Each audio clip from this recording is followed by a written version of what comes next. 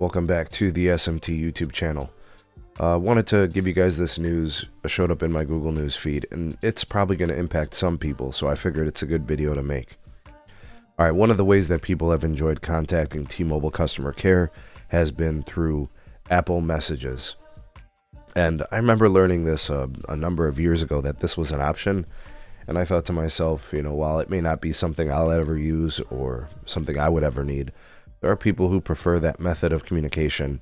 And of course, anytime you can quickly get to customer care reps, you're having an issue with your bill, or you have to add a line, or something, like maybe you have to request access to a feature, and the app wasn't really working or something. I mean, anything could happen, right?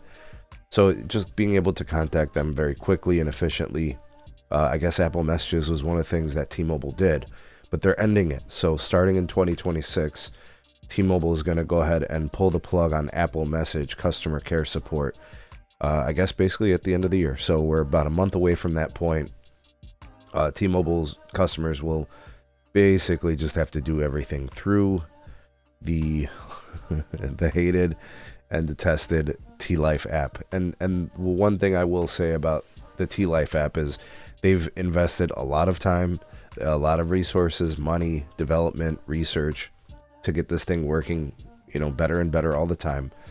So the direction of the movement towards the TLife app requires that they discontinue support on the other ways and methods of communication. So this was kind of always going to be a necessary step in getting things to the complete streamlined experience for TLife. I think a foregone conclusion. You got to think about everything they've invested into the app. They've gone away with the old T-Mobile app. They have been updating and developing the TLife app now for a few years. It's got a ton of tools that have been built into it, and I know a lot of people aren't big fans of it, and there's probably some things you prefer to not do through TLife, but that does seem to be the direction for T-Mobile. So in one way, it's unfortunate that you're losing a method of communication, and you guys can tell me in the comments if you had used Apple Messages for T-Mobile support, what was that experience like? And you guys can also tell me what you think about the move to TLife for everything. I just think this was a foregone conclusion.